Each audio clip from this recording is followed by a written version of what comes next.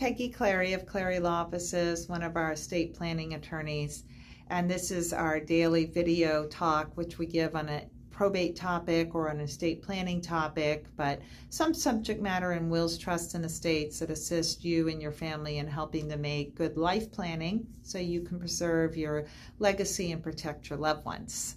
And tonight's topic is the dreaded topic of the probate administration. And get ready for it. It's like being on a roller coaster. Oh no, because one of the largest questions I receive, and almost daily, perhaps 3 or 4 times a day, is I don't want my family to have to go through probate. And so I want to spend some time tonight talking about what is probate, and then talk about 3 areas that it actually can be a really helpful thing for your family, and that fear of, oh no, probate doesn't actually have to apply in all cases. So let's start with some basic definitions of what a probate is. So probate is a term, it's a legal term, which assets are conveyed, and it's a process, but it's conveyed from the decedent's name alone to their heirs. Now remember, those heirs can be by will, or in the alternative, they might be under intestacy law, meaning the Florida statute determines who's going to inherit your wealth. And primarily, a will is more favorable to use as a planning tool because you get to pick who your heirs are going to be. So once we realize that there's assets in the decedent's name alone, the second prong is to figure out how do we convey them to these heirs. And again, as we've talked about in other videos, there's 2 main types of probate. The first type is the summary administration, and we have a video on that later on the site if you want to watch that. But the type we're going to talk about tonight is the formal administration. And in the formal administration, the value of the assets, excluding your homestead property, but the value of the assets were over $75,000. And those assets might be in a variety of forms. It might be in a bank account, it might be some CDs, it might be some stocks, it might be several vehicles, could be real property like a vacation home. We've had issues with timeshare valuation, but any asset that the decedent holds in their name alone, excluding their homestead residence, it's over $75,000, will require a formal administration. And Florida law has a person in charge of this, and we call that person a personal representative. Many clients are familiar with the term executor or executrix. Florida uses the term personal representative, and they are a court-appointed person. And that's very important because that leads me to one of the first good things about having the probate process, and that you have a person distributing assets under authority of the court and also being overseen by that court. So there's various pleadings and documents and timelines that are all met and monitored to make sure your wishes as the person who's passed are being fulfilled under the will or under the intestacy laws. So it's a very good thing to have a personal representative, be a person of authority, and then be under the oversight of the court. Second really good thing about the probate process is it has 2 halves to it that work together, and it's a lot like hands clapping. So I explain it as one side is Florida law requires that if a person dies with debts or possible debts, that those creditors or those debtors get a chance to be notified that there may be some assets to pay them. So the creditor period of Florida runs for 90 days, and during that time, the personal representative publishes a notice to creditors, and creditors bring forth their claim.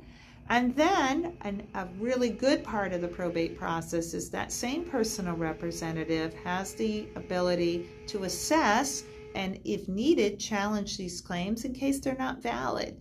So again, the personal representative is making sure all creditors are notified and then also assessing if a claim is filed, is it a valid claim?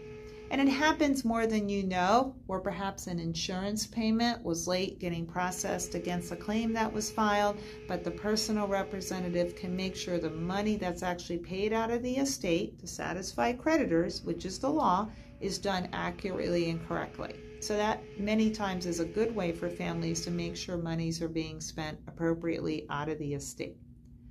On the flip side of the creditor part, the personal representative is also empowered to secure assets. So perhaps they can issue some subpoenas or undertake communications with financial institutions.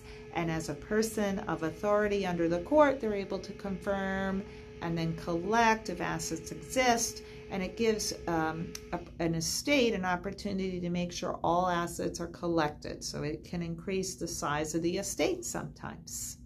Now, the third and final thing is the reason most people come to me and don't want to have, wait for it, the dreaded probate. And that they hear it's expensive or takes a long time. So sometimes it helps just to discuss this openly so the fact is separated from the fiction and some of the fear of probate can be taken out of it. So probate, first of all, under the law, that process can take up to a year. Many times it's shorter, but Florida law gives you a year from start to finish to undertake those steps. A lot of that time is dedicated to resolve creditor claims. So if you think about it, 90 days to publish, and then about a month to object, 4 months of that year is working through our creditor process. The other part that gives people a lot of concern to the cost. Florida law has a statutory regulatory mechanism to deal with the fees of probate. And that's a very good thing because you as a personal representative can work with your attorney to make sure you like the fee structure. And a key thing to remember here is under Florida law, for a formal administration, you have to have an attorney represent the personal representative. So working through the fee structure part of this is of great significance. Florida law has two ways that fees can be calculated for a probate estate under the formal administration. The first way is hourly. So you and your attorney can agree to do everything by the hour. Anytime the attorney or the legal assistant works on the file, they will charge for their time. And then the second way is a flat rate, and it's often referred to as a percentage of the estate. And then you don't have to worry about, am I going to be charged, if by a minute, but you're more doing something on a flat rate. The attorney you work with in the formal administration should really review both options with you because depending upon the value of the estate, sometimes it makes a lot more sense to work on the matter hourly, and then sometimes it may make more sense to do it on a flat percentage rate.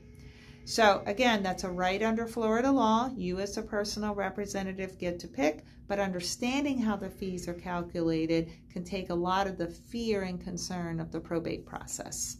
So I hope this video was helpful.